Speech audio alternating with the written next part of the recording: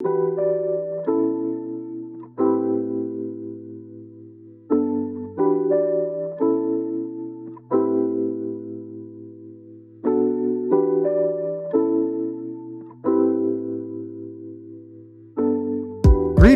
We are recording on Saturday, May 1st, 2021, and I am your host, Sean. Joining me today are co-hosts Zach.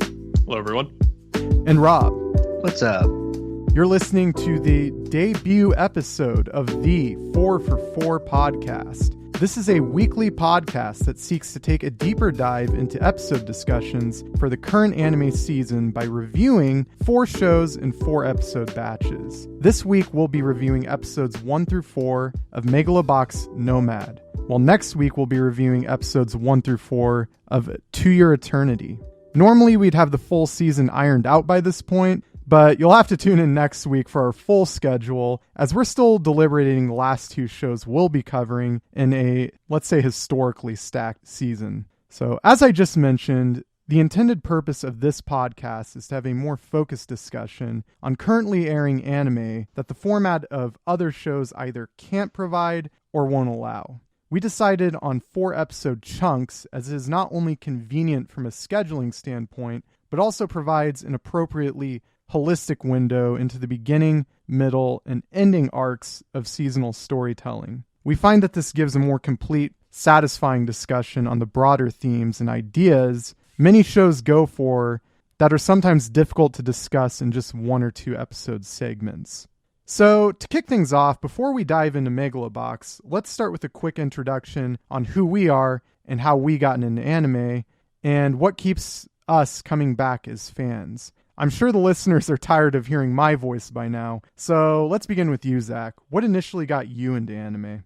Funny enough, actually, I had always an initial interest in it because I grew up on watching certain anime on Toonami back when it was still on networks like Cartoon Network. But I grew up watching things like Dragon Ball Z, and I didn't even know it at the time, but others like Yu-Gi-Oh! And Yu Yu Hakusho, very formative in my early years. But I would say there's about 3 anime currently in the back of my mind that encapsulate what I love the most about anime as a whole. The first that sticks to my mind is Fate Zero. It's probably the second anime I've seen since really getting back into it in my early teenage years. It really captivated me because up until that point, I had never really had that much emotional investment in a fictional world until experiencing both seasons of the show as they were airing.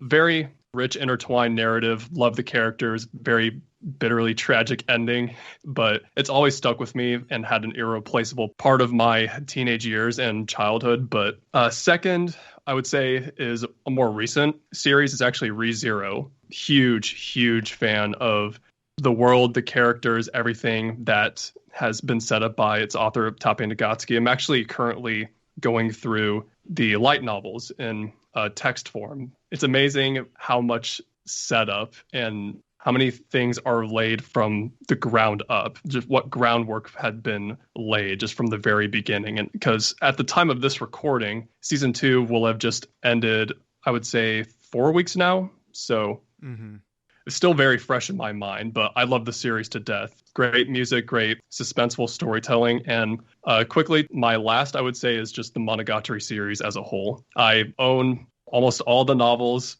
I love the anime, watched nearly all of it as well. I mean, I think it warrants its own special podcast episode if you ask me personally, but just very captivating dialogue. Love the characters again. Very attached to story and character-driven narratives. Just one of the most important things to me. But yeah, what about you, Rob? What would you say is what anime speak out to you in particular, or what have influenced you? Well, much like you, Zach, a majority of my childhood was coming home from like elementary school and middle school. So I'm talking like 5th, 6th grade, early 2000s, late 90s. And the most immediate thought on my mind was not homework, not schooling, but getting a can of pop, getting some snacking food, and watching Dragon Ball. Then Dragon Ball Z, with the Frieza saga, the Namek saga, and then kind of moving into some more niche stuff with Tenchi Muyo. I don't think that that's really discussed as much within the community, but that was kind of a staple. I also vividly remember constantly, back when Blockbuster was a thing, renting Ninja Scroll. I don't know if you boys remember Ninja Scroll, but I never saw it, but I know it. I definitely watched that quite a bit in my younger days, which was not something that was very well tuned for younger audiences, but as a young teenager was instantly entranced by that. I find that explains a lot. I did probably back, I want to say circa like 2016, 2015, really start finally digging into One Piece for like long running shonen, and binged at that time like 800 episodes, and I mean just as quickly as I could. I really loved the Straw Hat Pirates. I love the character development. I mean, I get it, like I know that there is some animation quality issues and some of the, dragging on with everything, but I'll be damned. I love Luffy. I love Zoro. I love Nami. I love everybody in the Straw Hat community. Really like Yu Yu Hakusho growing up. Samurai Champloo was my Jimmy Jams. I remember doing like fan art and like not even gonna kid here. I used to do fan fiction for Inuyasha back in like middle school. So that tugs on my heartstrings. How many people got into creative writing? Yeah, Inuyasha was probably my first isekai, legitimately, that I would stay up late watching on Adult Swim. Very much enjoyed it. I kind of fell in pretty late to like Samurai Champloo and some of like the staples, like old school stuff.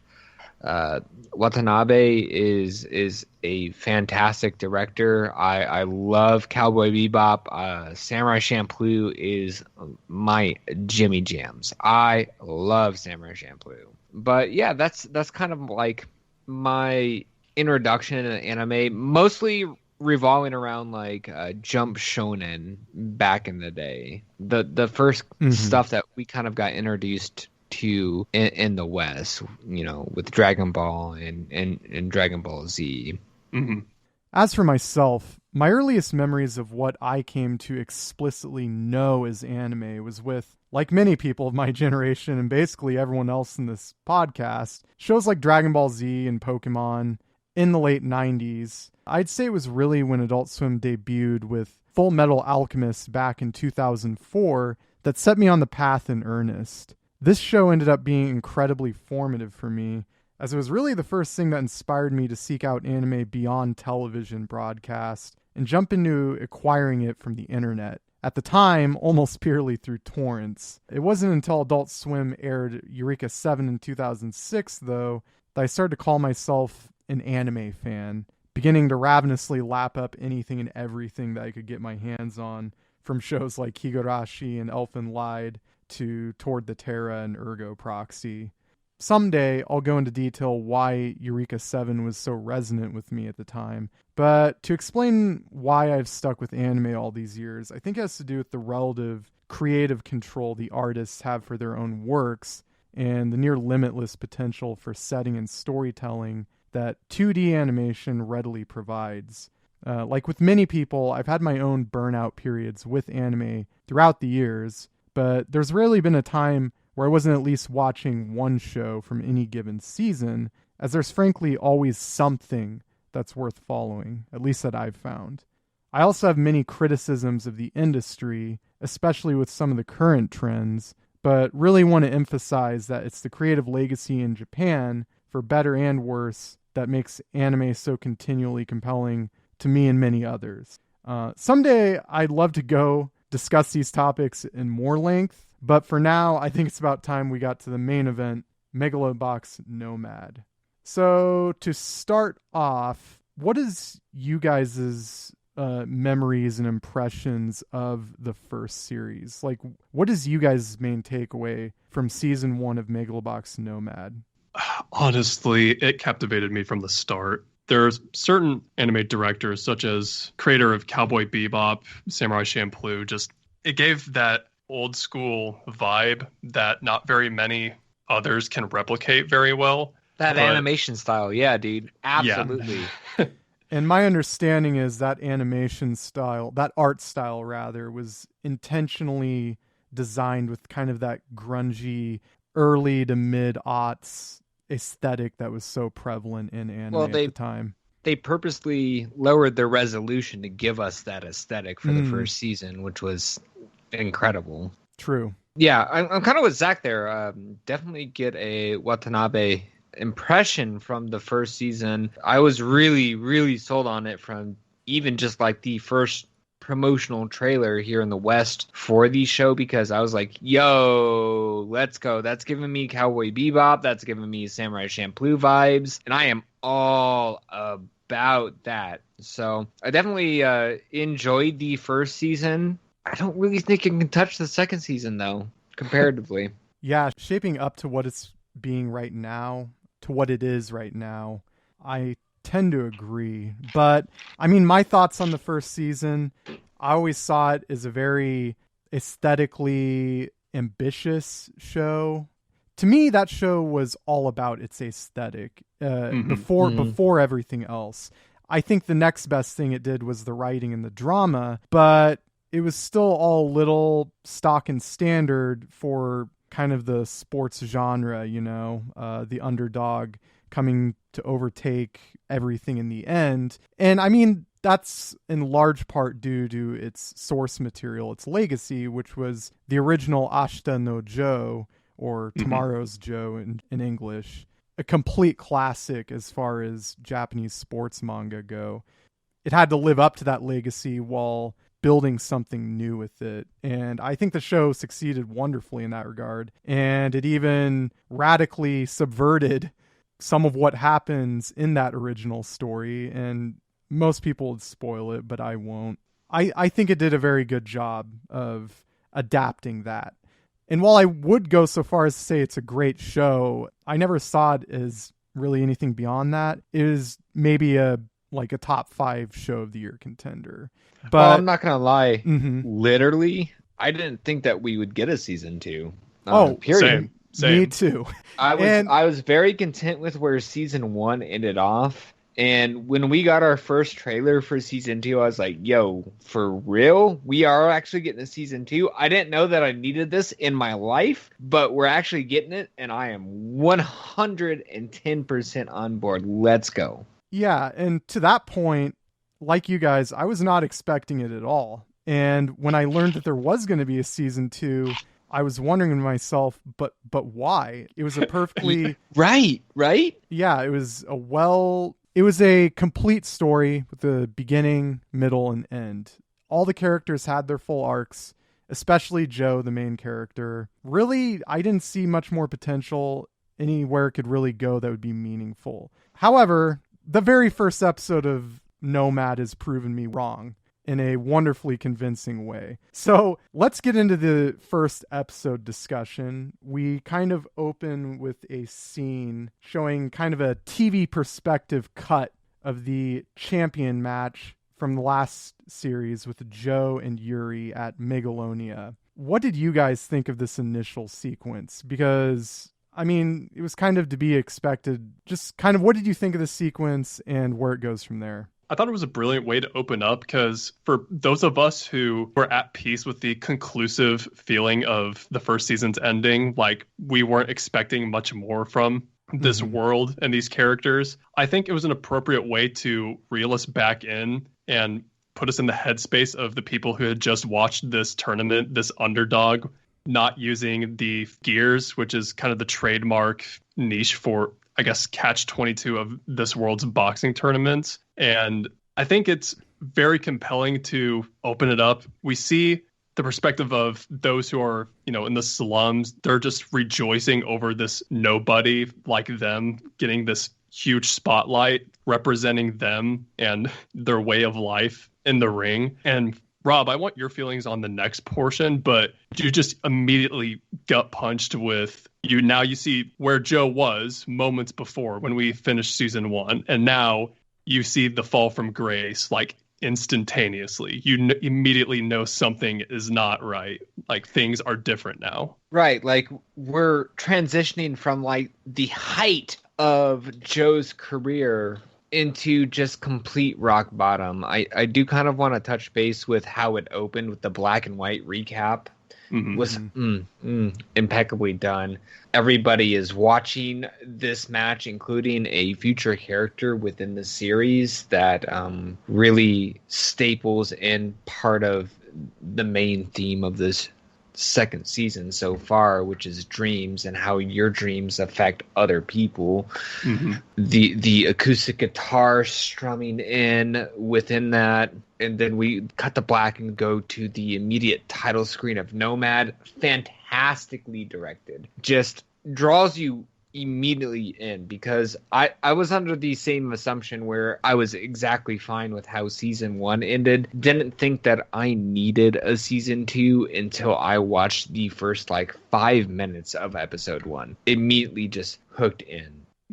You know, once the title screen ends, we get Joe is back, baby. You know, Joe is back, let's go. We also see that he's actually using gear, which is different from his character. I guess he came into money from winning against Yuri. He is bearded. He's looking a little bit rough. We also notice that he doesn't have, Pops or Sashio with him anymore. Where are they? Does Joe still have it? We kind of get the direction that Joe is actually super kicking ass. He's just bodying his competition. But we also kind of move into something that's a little bit more melancholic, don't you think, Sean?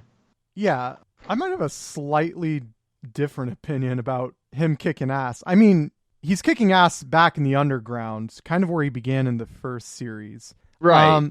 Yeah, very different locale from at the top of Megalonia as a pro Megaloboxer. But yeah, he supposedly has a very good record, and people don't want to face him because he's also apparently very vicious. So on top of fighting once again in underground rings, he looks way more gruff. He doesn't have any of the friends or comrades he did from the first season. We now see him applying the literal grease from his beat up gear to his face.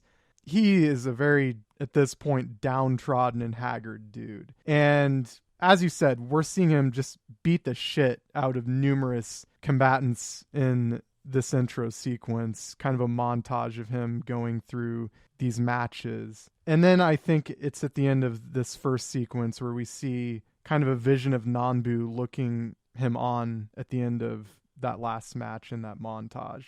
After that, he's kind of getting lectured that the people want to show. He refuses to fight and fix matches, though. So he's kind of given his last check in this particular ring, and then it seems like he's just going on to the next one, kind of living up to his name of Nomad, or his new name of Nomad. So the next scene, I think this is the most telling about where Joe's character is kind of gone. He's just sitting in that motel room. He's taking pills. We get that close up on pills too, which is incredible. The director is very poignant on how they want to showcase. Again, it's show don't tell, and I feel like the director of this season does a fantastic job of that. Where it's not Joe having internal dialogue where he's like, "Oh yeah, no, I'm addicted to opioids and alcohol and things like that." It's just that zoom in on that pill bottle. You automatically draw that conclusion, which is fantastic. And to speak more to that point, we have a little bit of exposition going on from the TV. Apparently, about a year ago, a massive, devastating typhoon destroyed much of the country. Correct me, I'm not sure. Is this actually Japan, or is it left ambiguous what country? It's left ambiguous. It is left ambiguous. There are many signs pointing it to have Mexican influence, to be taking place in Mexico. Yeah, there's definite Mexican or in Central American influence, but there's many Japanese cultural signifiers in this landscape that I thought were interesting. I think we also get Southern America signifiers too. We absolutely do. But we'll speak a bit more on that in a bit. Yeah, kind of in this really, frankly, depressing scene in the motel. He goes to his bed, he's drinking a beer, he's watching the TV, and then we have another appearance from Nanbu, who at this point we can reasonably determine is in Joe's head. And he's saying, you want to be punished. Changing your name isn't going to undo the past. So he's clearly feeling great guilt over something that's happened. There's a reason he's left his former life behind. He's running from something. And this leads to maybe my favorite scene of the episode, where he decides to go to a local bar, and that's where we kind of see this man singing and see Joe at the bar listening to his music. What did you guys think of this scene? God, the music. Yeah. Is there anything else that needs to be said? It's the ending song for the episodes. It just resonates. It kind of hits, especially with how emotional you get Joe as. Like, what do you think, Zach? I think this is textbook emotional storytelling. If you listen to the lyrics, if you just really consider the people who are listening to this, where they are, there are some of those who look like they should not belong there. But there are many walks of life huddled around. They have their own reasons for being at that bar at that time, but they all collectively stop and ponder and pay attention to this man and his acoustic guitar. And they all just, even though Joe is a bit hesitant at first, kind of dealing with his own issues with his opioids and his existential crisis, you even just see him eventually stop everything to just take in this man singing. And I think definitely show, don't tell comes to mind. Like, we get to see and empathize with what the feeling in the room. Right. I think it speaks volumes more than any dialogue really could. The feeling resonates so much with Joe because we get that close up of him crying after listening to this character's song, because Joe knows that he has a problem, but he's not willing to face that problem at this point. And, you know, everybody's entranced by that music, and it even pulls Joe in. Yeah, and I think part of the reason that was so emotionally evocative, part of the reason it struck Joe so hard in that moment, was when he heard that, he realized what he had lost. And I feel like in that moment, he felt like he had lost everything and that he was truly adrift. I'm not actually sure what the lyrics mean for that song. I haven't looked them up. Any of you have any insight on the lyrics? I did when I originally looked it up, but I am not too familiar. Like Rob alluded to, it's the ending sequence for this. I was aware show. of that. Yeah, but that's fine. That's maybe a discussion for next time. So next, we kind of have a short exchange with who we learn the man's name. His name is Chief. Brief exchange with Joe. Chief clearly has his eyes on Joe. He knows something's up with Joe. And Chief says, I wouldn't recommend taking those with booze, referring to the pills. He says, though I can't stop you if you want to die. So Chief clearly recognizes Joe's mental state. Next, we see Joe toss his painkillers to the restroom floor, but he picks them back up anyways, just further cementing how far he's fallen, how far he's sunk down. This is another really strong scene. Any thoughts on this? Yeah, I think you see Joe clearly understands that he's not happy or comfortable in this position that he's in. Like, he's clearly depressed and hopelessly addicted to drugs and alcohol at this point. But you see him try to make an effort to throw them away in denial of his true feelings, but just for him to go back to it moments later, because at this point in time, he's not convinced himself that he has the strength to move on. He still doesn't find a way out of this. He still sees a need to cling on to opioids, just a way to escape. Yeah, definitely. Next, we see a scene that I thought was really compelling, visually, thematically appropriate, was he's riding his bike through the snow, and we see him almost hit a wolf. And if we all remember from the first season, this wolf represents him chasing his dream at all costs. But he almost hits the wolf, almost kills him, but he manages to avoid it in the end. I just thought this was a great scene. I don't know if you guys had any thoughts on it. Well, yeah, we get the motif of the stray dog, because that was one of the nicknames that Joe got in season 1, is he's a stray dog. Doesn't have any owners, doesn't have any direction, and just viciously lashes out at those around him. And I think that we really get this illusion for this first episode where we do see that. Yeah, definitely the visual motif of the first season was him as that stray dog or that wolf lashing out towards his destiny. But with this season, there's a very different visual motif that I'll touch on in a little bit. But just as the first season represented chasing towards something very specific, so does this season. So next, Joe hears about a former pro in one of these local matches coming up to fight. Joe's interested because he wants a good challenge. He wants to chase that authentic feeling he had against an actual pro boxer. And again, he sets the rule with the organizers that he's overhearing. He's like, I'll fight this guy so long as it's not fixed. So, and that leads us to the match where who else but Chief is the one to go up against Joe. We definitely get like a new motif for this season with the hummingbird in this match. Chief does talk a whole lot of smack to Joe, kind of fights a little bit dirty. The crowd does draw comparisons between Chief and Joe. This is kind of where we know where Chief is like, hey, I know that you're gearless Joe. That kind of surprises Joe on top of the hummingbird motif that we're getting, where he knocks Joe down for 8 seconds. And that's where we kind of move on to where Chief is throwing the game as Joe's meds are wearing off. Mm-hmm. Mm-hmm. Yeah, and I'll definitely have more to say about the hummingbird the longer we go on. And yes, Joe's having a difficult time once his painkillers start wearing off.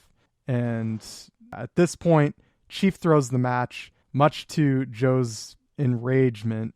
That cut where it shows him screaming at the end of the match was fantastic. Yeah, perfect encapsulation of his misery and rage. Next, we have the scene where they're outside. Joe confronts Chief.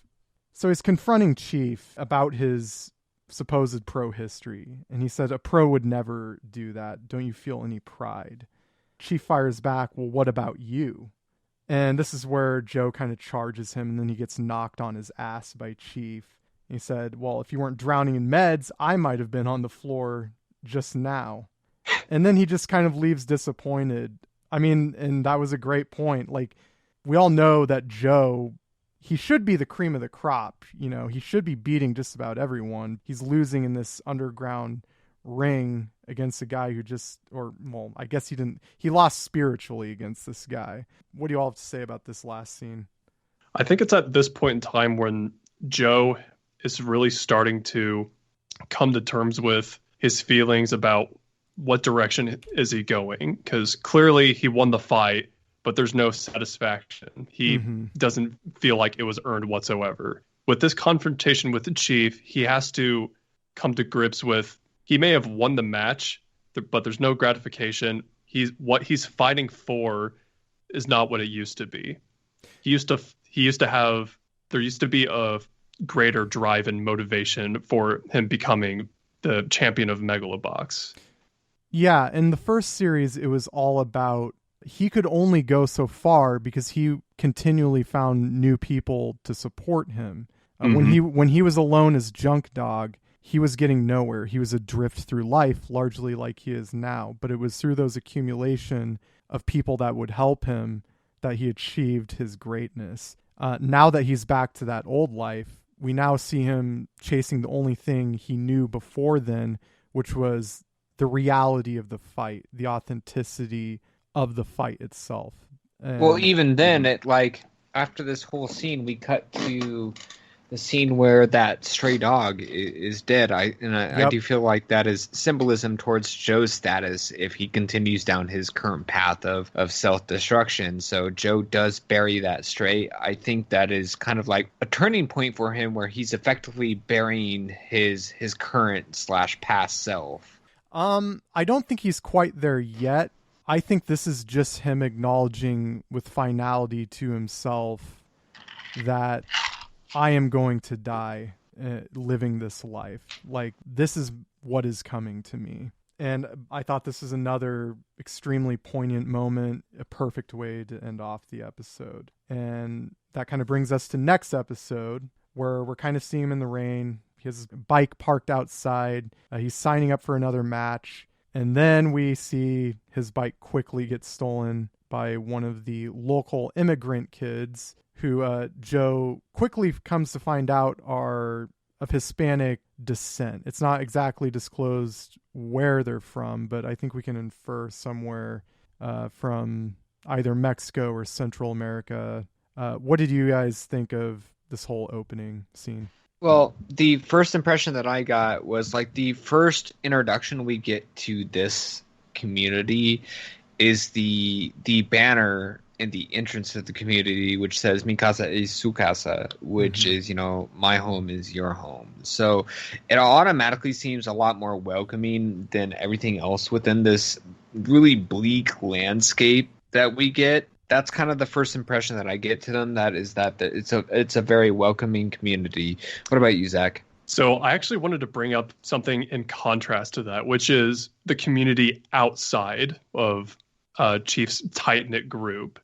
You see the beginning of the episode, Joe going to get more of his meds, and it's very subtle, but you see the disenfranchisement of the people that looked up to Joe when he became champion, because he's still a household name, if you will. Like, people everywhere know who he is.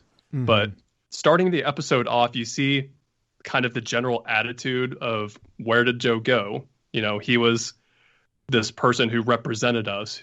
He proved that someone like me could make something of himself and make it to the top. But reading the newspapers, he's missing, you know, what became of this man. Everyone is in a feeling of disillusionment, I believe. And in sharp contrast, when you get to the village where Chief is seen as this respected, high up man, but there's a feeling of equal treatment across the board. People talk smack to him and he takes it in stride.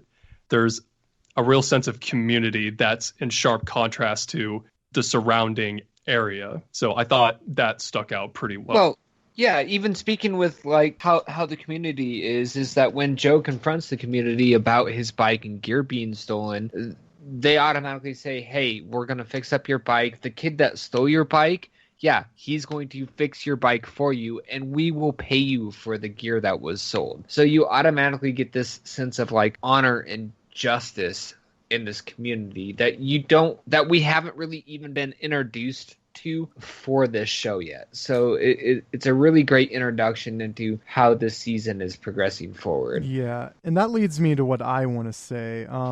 As you guys said, this community ends up being where Chief lives. This is the community that he lives in, and he's trying to help. The kid, we come to learn his name is Mio, and his mother is named Marla. Marla's the mechanic at the local garage, and as Rob said, she offered to fix the bike and pay for his gear. So he kind of has a issue with his painkillers. He goes out for a while. He's unconscious, and he wakes up in what we come to find is Chief's bed. So the next day, there's a festival, and we learn that it's kind of their stand-in for Day of the Dead. But before I continue talk on that, I want to kind of touch on what you guys were talking about with their code of honor and their disenfranchisement. And after that, I think we'll take a quick break. But really, I think one of the main driving themes in the first season of Megalobox, aside from chasing your dream and being that it's okay to rely on others, I think the broader social themes it was trying to tackle it wasn't at the forefront of the story, but it's definitely a world kind of decayed by social stratification. It's definitely a dystopia. Yes, there's huge, I get like huge economic disparity, and I get major Judge Dredd vibes from this world, like mega cities.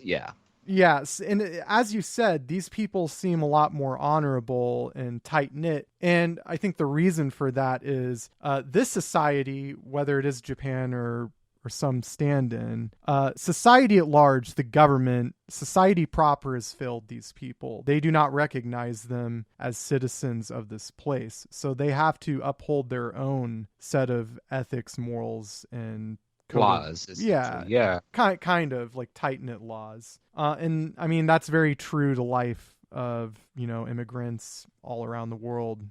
Yeah, I think that this show tackled this theme in a very timely moment, frankly, world history. In a very decent way, too. Like, a very non-offensive way. It does respect the culture as well. So, yeah. It's very well done. I mean, it could definitely be making statements about how America's been treating its issues with immigration, but I could also potentially see it as even a Japanese criticism on how they've handled immigration.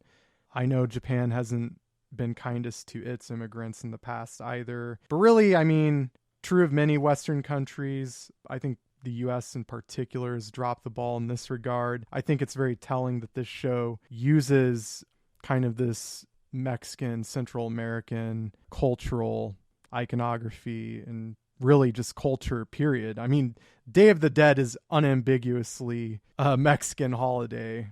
Yeah, I appreciate the show and its unambiguity there. Well, and we also we get this reoccurring theme that Joe is a star of hope for immigrants. Well, yeah, because he shows to them that even from the most humble of origins, that you can inspire others to dream, that you can inspire hope in others. And right, and Chief hasn't woken up from the dream that Joe showed him. Mm-hmm. Okay, so with that, now would be a good time to take a break. Feel free to get a drink, use the restroom, and we'll be right back. And we're back. So, as we were saying, Joe walks outside. He sees this festival going on. It's definite stand-in for Day of the Dead.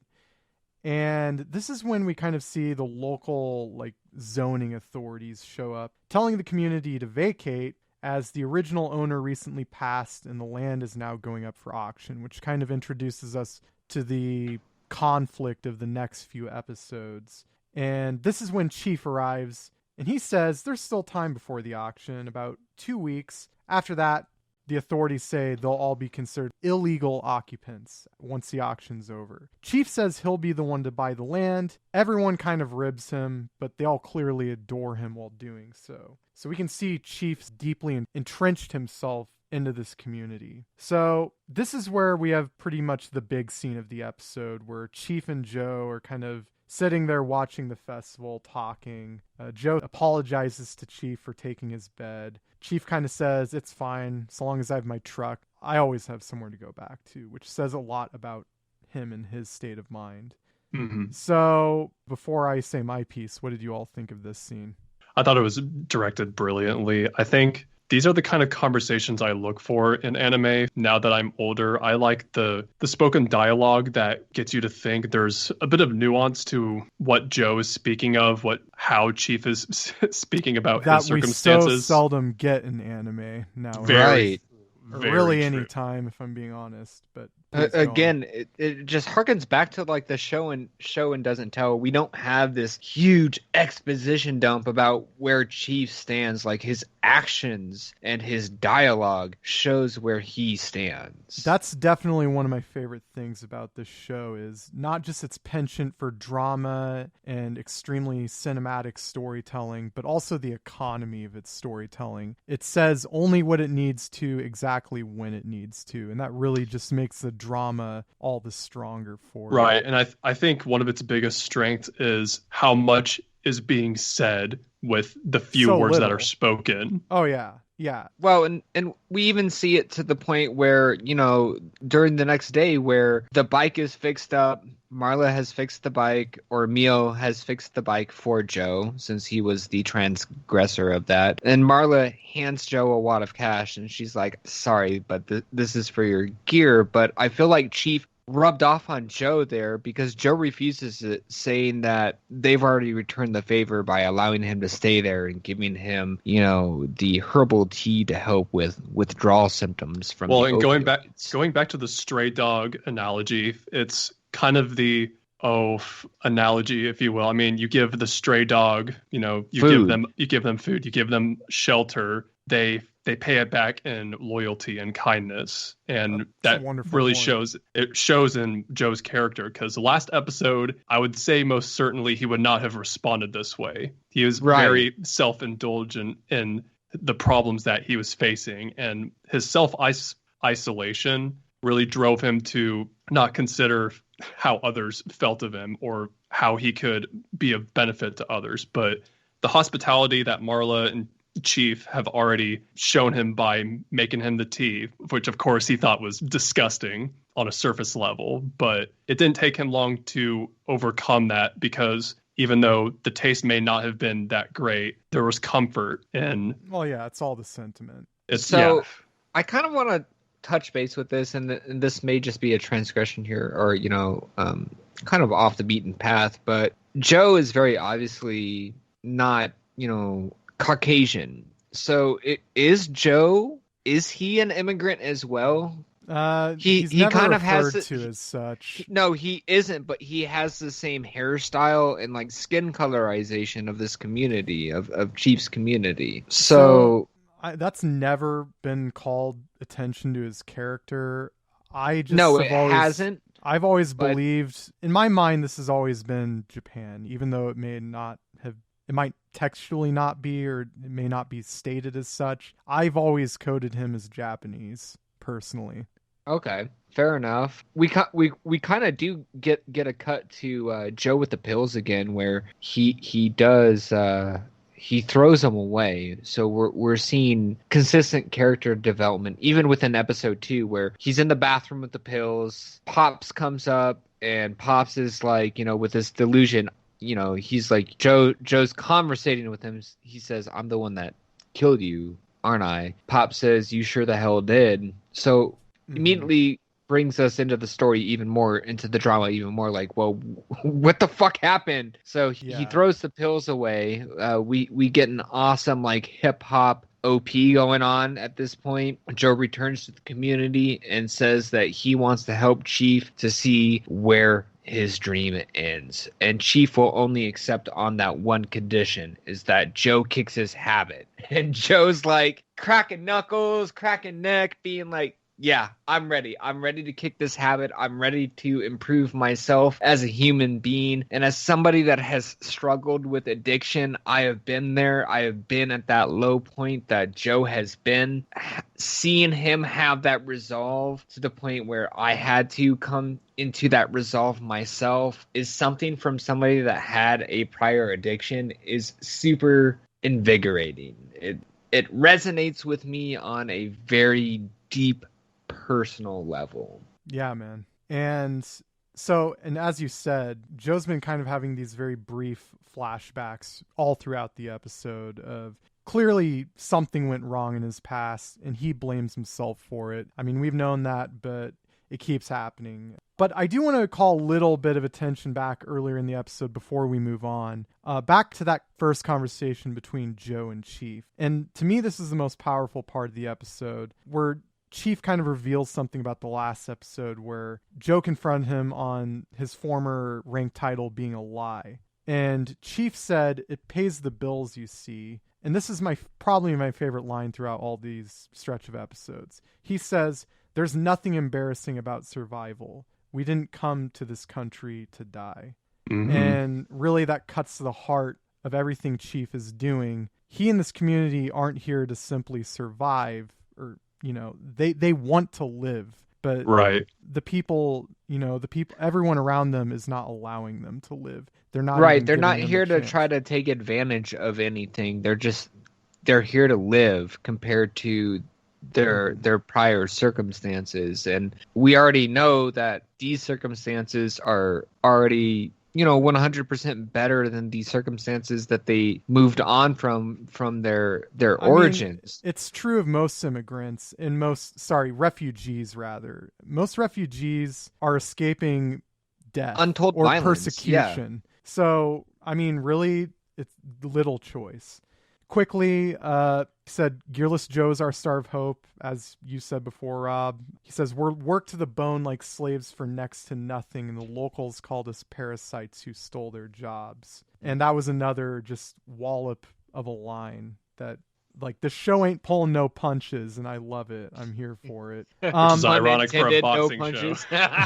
Yes. So this is where Mio overhears Gearless Joe. He tells his group of thugs, because he's kind of integrated with the local crime group.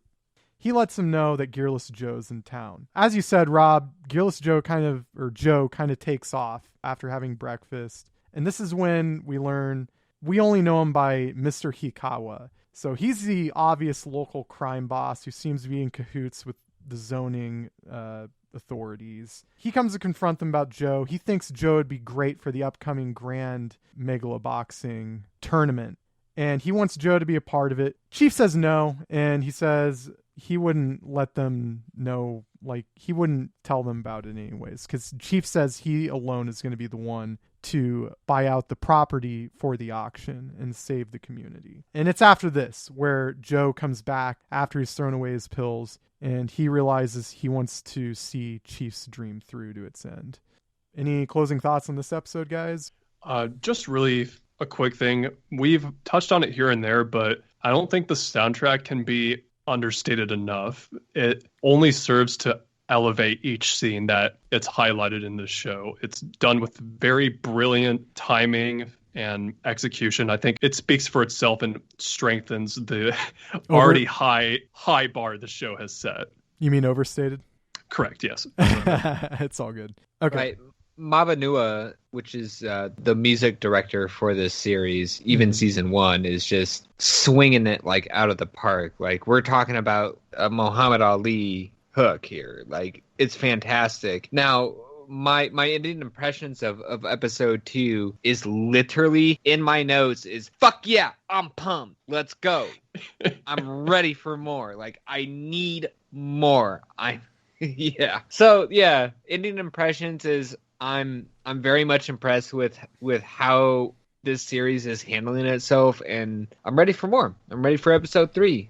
So let's move on. Yeah. Episode 3, boys. So episode 3, we open up with Joe kind of training Chief, and it's kind of a brief sequence. He's just kind of telling Chief, retain your strength through the matches, focus on defense, exhaust your opponents, then make your definitive counter blow. That's just kind of the strategy he's telling Chief to go for. And I feel like this is largely just Joe. On top of it being sound strategically, I think Joe just really doesn't want him taking any damage. He wants Chief to be there for his people. So I do kind of want to point out here that this is the first episode within this season where the color palette is not as bleak. We're getting a very colorful opening shot, which I think does kind of allude to a change in Joe himself, like a different outlook or view on life. When he starts training Chief, I really, really enjoy that change of color palette. Yeah, the setting does reflect...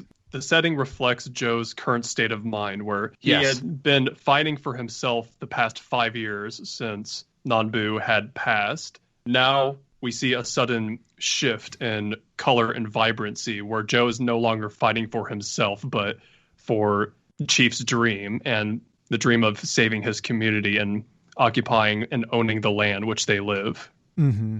Definitely. So, and as it goes on, we're kind of seeing Joe continually fighting off the effects of the painkillers, but he's maintaining the good fight. And in a wonderful scene, Joe kind of walks out. He's wondering about the song Chief is humming, and he's saying the song is sung to the souls of the dead to guide them home. And Joe, he believes he destroyed his home along with everything else. With his own hands. Yep. And Chief says he once thought the same thing about his son. And yeah, we will come to learn that his son, whose name is Carlos, had passed on the way to whatever this country is, which I presume to be Japan. But I digress. So the next scene, we're kind of seeing the beginning of the Grand Megalobox tournament. It has 8 participants and supposedly a record number of viewers. And the crime boss, Hikawa, he tells Chief, I can't wait to see you lose as pathetically as possible. Mm-hmm. So that tells us, shenanigans are afoot. But of course, with all of these low level and frankly even high level matches, there's always shenanigans afoot. So right. A really cool takeaway that we get from this first scene here is that we do realize that Chief punished himself like Joe is currently with booze and painkillers. So that's why Chief resonates so well with Joe. It's like, look, dude, I went down that same path of hurt and pain and self-loathing that you did. And it brings nothing but pain for yourself and everybody that you care for. You need to move on. Right. And I think one thing that this show does particularly well is showing the real consequences and side effects of those suffering from withdrawals. I love how Joe is not shown to be immediately overcoming his addiction that he's been just dug deep for the past 5 years. Like, this is stuff that, while training Chief, he's not completely past it. Like, it's still afflicting him. Right. But it takes a conscious effort and choice that he has to make. At the same point, we're really like driven into the point where like Chief did not change until after he faced his true pain. So we know where Joe needs to go to. We're getting that foreshadowing to where Joe needs to go to have that final character change, which is facing his true pain, facing his fuck ups. Yeah. Right. And as we see time and again, this stretch of episodes with Chief is made out to be a clear microcosm of what Joe is going through right now. Chief has already achieved it, and Joe is going through all the same steps he did. So we kind of get to the first match. He's facing a dude named Cannonball Maruyama. Really an unimportant fight. Really, though, what I got from this was, the crowd sentiment. No one likes the immigrants. Chief is seen as a nuisance. He's seen as, just another parasite that's bringing the community down. Oh, he's booed. He's booed going on into the ring. Yep. Yeah. Where people know who he is quickly, but I thought it's kind of funny how in the first episode when people didn't explicitly know him as an immigrant, they thought he was a former pro. The crowd loved him. Everyone loved Chief in the ring. But now that he's in an area where everyone knows where he is, people automatically hate him just for the label alone, for what he stands for. Yeah. Immigrant. Immigrant. Very, very fun callback to season 1 as well, because that's how Joe was introduced when he first entered the ring. Oh, yeah, that's right. Yeah. Yeah, very clear parallels. So after that, he quickly wins. Mio, he's still with his punks. They're putting up anti-immigrant graffiti because we clearly see a scene where the paint can's in his pocket. He's trying to do everything to dissuade them from living there. He's trying to help the local crime organization push them out. And so I feel like we need to take a little bit of time to talk about Mio. Like, just quickly, this is a kid who's clearly self-loathing. Yeah, he's internalized all of the hatred everyone's thrown at him, and now he's just trying to achieve some sense of normalcy in a society that hates him. Yes. Yeah. And in doing so, and in through his self-hatred, he feels he's finally achieved some, standing with air quotes proper society. Self-worth. Yeah, some self-worth within the current society. He's constantly damaging the community, be it through graffiti or through just damage in general to get the. And like in this first scene with the old grandma and her granddaughter, like almost threatening violence, telling them to get the hell out, like we don't serve to dogs, stuff like that. Like right. Well, he wants the approval of people that are not technically part of this community. I think a real big part of this episode in particular is that Mio. This is our first self-doubt that Mio gets for doing all this really shitty things to his own people. Like, this is the first time where it looks like he feels guilty. Now, it's never like self-internalized. It's never like outright said. Again, we go back to the show Don't Tell, where you just get that facial expression with Mio where he's just like, I don't know, guys, like, this kind of fucked. Yeah, well, he does feel guilty because in doing everything he's doing, so he's essentially given up hope, and he wants his own people to give up hope too. He wants them to become as cynical and self-hating as he is, but they refuse to, and that only makes him hate himself more and them more. Yeah, I just wanted to bring a quick bit of attention to Mio, but getting back to Chief, in his next match, he takes a hard hit to the face and he says, man, it sucks getting old. So, I mean, this kind of tells us, he's on the older side of someone who would be boxing. Joe instructs Chief to use the same tactics to defeat his opponent, basically with like a max strength 10 centimeter punch. And he says he has the eye to determine that distance. So I kind of get the impression it's almost through a gimmick that he wins this fight. Well, really not a gimmick. I mean, it worked, but it's an all or nothing kind of strategy he used. Well, he straight up said that I could win an Oscar with my acting. So yeah, so he didn't fake taking a punch to the face, but he made it more convincing than it was. His opponent thought, he about had a KO, and he's going in to finish him, and then Chief surprises him by giving that side punch with that nice kidney shot, dude. Yeah, that kidney shot just destroyed him. Yeah, and we get the call out after that kidney shot win with the real boxer of immigrants. Yeah, the real box. Yeah, like what I like about this show is it's foremost a drama. The boxing takes a back seat, but I really love how with every moment we do get the boxing, it's always quick, it's always intense, and we get the impression that Chief is really figuratively going above his weight class, not so much an actual weight class, but like in terms of experience, where he is as a boxer. Yeah, like as a boxer, he's probably not really at the level of the people he's fighting, but he has the best coach, and his coach is telling him how to basically eke out a win in an unfavorable situation. So he wins this fight, and near the end of the episode, Mio and his punk friends, they're kind of pulling the last straw here. They're throwing Molotovs at the settlement, and this is kind of where we end the episode with Chief and Marla and others arriving. So when Milo, the place is already I just want to touch base real quick. Yeah. I do apologize. Milo did not actually throw a Molotov. He was like, "What are you guys doing?" And it was one of the other thugs that actually threw the Molotov. I was actually going to clarify that point. Mio didn't throw it, but yeah, nonetheless, it happened, and we see Chief douse himself in water to run in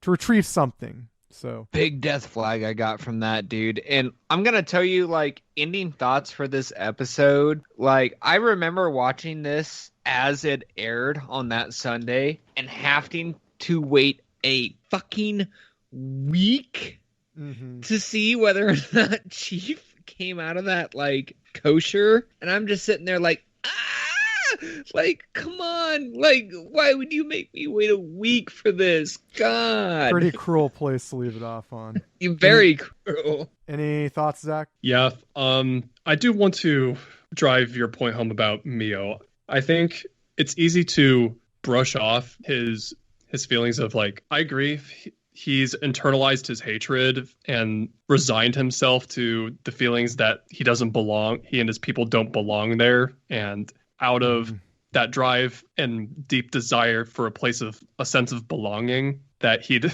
join himself with these brats and the people who are trying to drive out his people. I think the show goes to a great length to see how far you can go, and even at that young of an age, despite how impressionable you can be, you can really see he cares about his family, because he doesn't bring himself to throw the Molotov or put anyone in direct danger. But at the end of the day, he doesn't feel like he belongs in either camp. And in trying to prove himself to, one, when it threatens the other, he starts having his doubts and his true colors start to show. And by the end of this episode, you see, okay, yeah, Mio, you've been acting pretty terribly up to this point, but you're not too far gone. Like, there is a part of you that you recognize that you don't want to stay like this. This is not where you want to be. But you see him digging his own grave and sowing the seeds of doubt. And I think it's compelling. Agreed. So there is one part I need to bring up. We're a bit behind, but I need to bring up this point, or the scene. My favorite scene of the episode with Joe confronting his memory of Nanbu. He's angry that he didn't die, and he feels guilt over leaving everyone behind. And Joe reaches out, and he's really reaching out to himself there, and he says, I need you to fight with me one more time. And this is when the awesome piano music comes in, the morning sun shines in, and this is where he truly regained hope and resolve. And that was my favorite moment of that episode. Yeah, I can't believe I was not going to bring that up. Yeah, that hit me. Yeah, but we need to hurry. So next, episode 4, we open with the remnants of what happened last episode. Chief managed to get out with what he went for, which turned out to be the stash of all of his previous winnings from other matches. This moment spoke a lot to Chief as a character, as even in this horrible moment, and even like last episode with the pipes dismantled from the punks, he takes everything in stride. In this moment, he was still able to laugh, even as a portion of their settlement was burned down, which really meant a lot. I mean, it's kind of how I saw him as a character by this point, but still, I mean, powerful stuff to me. Well, it opens with the husk of the trailer. We get to the point where we understand that Chief is good. Oh, thank God, because Chief is still with us. I'm glad to see that he's still with us. I mean, honestly, let's be real. Spoiler alert. Spoiler alert. 5, 4, 3, 2, 1. This is our first death flag for Chief. Yeah. I would argue it came way sooner than this, but yeah. Well, it's a strong one. For episode 4, this is our first strong. My opinion, flag. he's a walking, talking death flag from practically the first moment he's introduced. But no, you're right. This is a pretty big one. And Mio himself, he took the blame for it. Even though he didn't throw the Molotov, that kind of shows character progressment for himself, which is fucking great. He's like, no, I was the one that burned it down. At that point, Marla discovers that Mio was the one that turned Joe into the gang. Mio blames Marla for his current circumstances to moving to this country, says that he would rather have died in the old country, which, I mean, this is some fucking heavy shit, boys. Chief, being the fucking saint that he is, says that I'm not worried about the fire, dude. Like, he got the money out. He got the money out of the fire. The tin survived. And then Mio does just like the literal most low blow ever, saying that it's Chief's fault that Carlo died.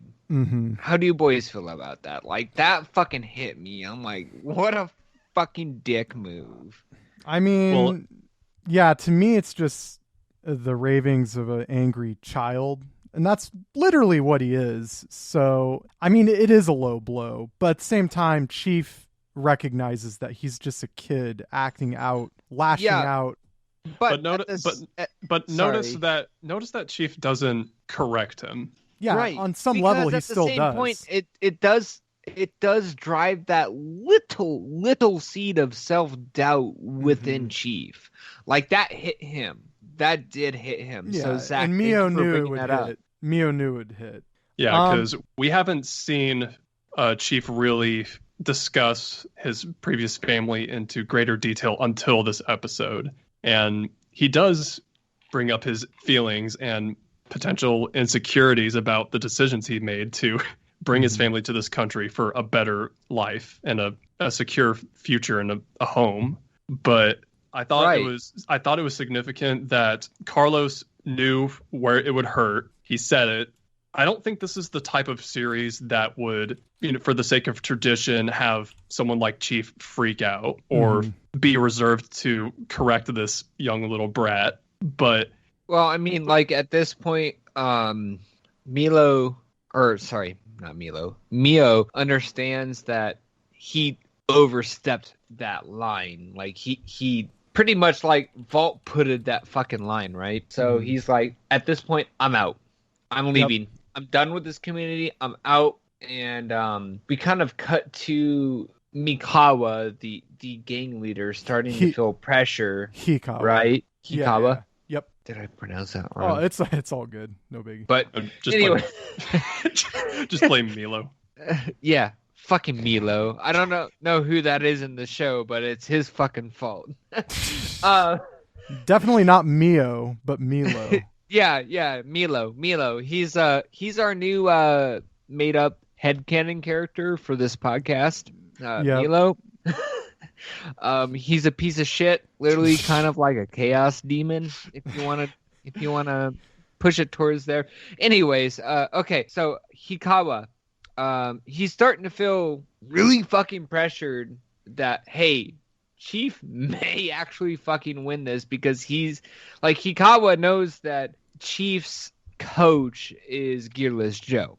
Mm-hmm. So Hikawa is feeling very, very threatened that he's going to lose this land. Like, he really, really wants this land. So he's got this increased pressure. He's got to the point where, like, the city in and out of itself is saying, hey, at this point, guys, like, I don't really care who buys the land. I mean, like, I will low-key kind of, like, vote for you, but, like, if Chief has the money for it, I don't care. Yep. So it kind of gives us this, like, capitalist feeling for this entire, like, dystopia that we have going, where it's all dictated by money. Yes, exactly. Mm-hmm. Definitely. But he's confident because he has crazy Mamiya on his side, who I get the impression was on some level a pro. So, I mean, that's the way he seems to be presented as, because this is a large regional Megalobox tournament. So I'd imagine probably numerous of these individuals are pro. Anyways, his strategy is just being a massive dick. Being a fucking cheater is what he is. And a cheater. Basically throwing every dirty trick in the book, you know. Well, and he doesn't get called out for it. Like, no, yeah. The prior Chief shenanigans, did one as dirty I said. move. Yep. Chief did one dirty move, and I think it was a fucking throw. Compared to, like, in round one, where we had an illegal punch to the back of Chief's head. Yep. Over and over. Chief tosses that shit bag, and he gets called for it, where, you know, Muyama does not get fucking called for the illegal hit to the back of the head. So yeah, Mamiya he's a piece of trash, and he's constantly insulting his heritage. Yes, calling him a dog, just really rough stuff. Slurs. Well, it's literally getting to Chief, right? Like, yeah. This is the first time that we've seen anything within this show that, like, literally digs underneath the skin of Chief and, like, gets to him. And this one does. Like, this is digging him hard. It's getting into his head, and it's getting to the point where Joe is like, Chief, you got to get out of your head. Don't let this dude fucking get to you. So, yeah, to kind of skim over the fight a little bit, it's engaging as hell. It's tense. Chief is taking a lot of illegal blows, specifically to the back of his head, which that leads to stuff, but we'll get to that. But, I mean, the real important, like, linchpin of this fight is just focus on you have somewhere to go back to. Just concentrate on that. That's what Joe tells him. He keeps that in his mind. Yep, and that's his motivation.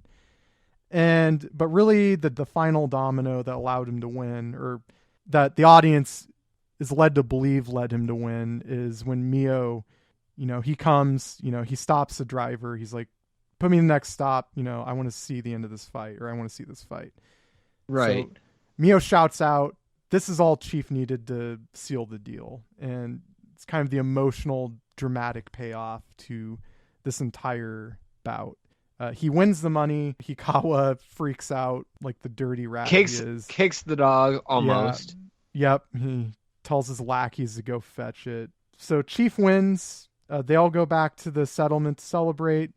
They now have the money to buy the land in the auction. So Chief is the hero.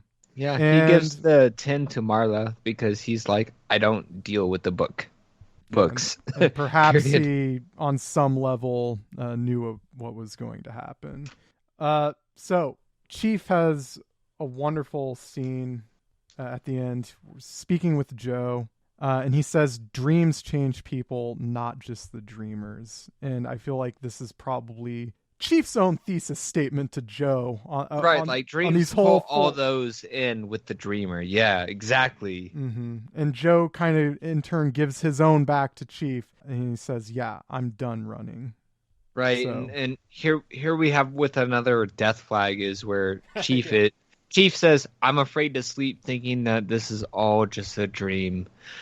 He hugs Joe after Joe extends him a hand for a handshake. He hugs him, calls him family, and you're just sitting there like, Yeah, God, I mean, no, that sealed the deal in my no. mind. Please no, like I got so emotional with that. I'm just like, come on. No, Yeah, I'm not gonna kid myself. I cried like a bitch. Oh yeah. I mean, I was just telling Sean the other day, like rewatching episode 4 is so hard for me because I didn't want to have to relive that emotions because like I knew it was coming. But damn it. Unfortunately, we're running out of time. So, Zach, do you have any thoughts on the end of the fight or this scene? Yeah, I think it's safe to say, we've been alluding to it a while now for episode 4, but yeah, Chief doesn't wake up. He's now gone from the scene, and we're left with the legacy he has for his community and especially for Joe. Joe has decided not to run away from his past anymore. He's confronting it head on, and we're seeing him move forward. And this Nomad now has a place to call his own and something to fight for. Mm-hmm. And with that, the episode ends as we now see a new Joe reinvigorated with something to face. Yeah, and he's definitely going to have to fight for that home that he once lost. He's going to have to fight for it again. So, well, one of Chief's last words were, "You'll always be our champion," and that hits, and it hits hard. Mm-hmm. Yeah. So, unfortunately, we're about out of time. Next time we talk about this, I'm definitely going to speak a little more about the visual motifs that we didn't quite touch on as much as I wanted to. But any last thoughts, feelings about this stretch of episodes? I thought they were fantastic. I agree. Kind of my impressions going forward, like, man, it's going to be really hard to follow up with yeah, I think how my these biggest first 4 episodes have been. My biggest fear is that they'll just kind of sweep the importance of Chief and the community under the rug. They're so powerfully important to Joe's arc. I just don't want them to be forgotten in the longer narrative of this season. But yeah, any last thoughts, Zach? Yeah, for sure. I was going to bring that up as well. I don't want the rest of this series to overshadow the important build up to seeing Joe where he's come to just in these 4 episodes. Now, I personally rate each episode as it airs a numerical score from 1 to 10.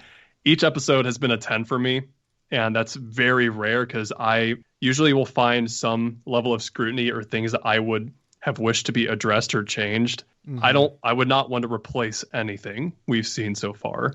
The emotional through line is so strong in just this small arc that we've gotten with Chief. And I am a bit concerned how they are going to follow this up because it's admittedly about as strong as it gets. But I only say that with the highest of hopes. Right. Like, how can you follow up from starting this so strongly? So I'm looking forward to it either way. Great. Yeah. So, all right. Well, then, to wrap things up, be sure to tune in next week for our discussion on the first 4 episodes of To Your Eternity. Feel free to give us a follow on our Twitter at 444pod, all 4s numerical, to receive any news or updates regarding the podcast. You can also feel free to email us at 444podc @gmail.com with any questions you would like featured on a future episode.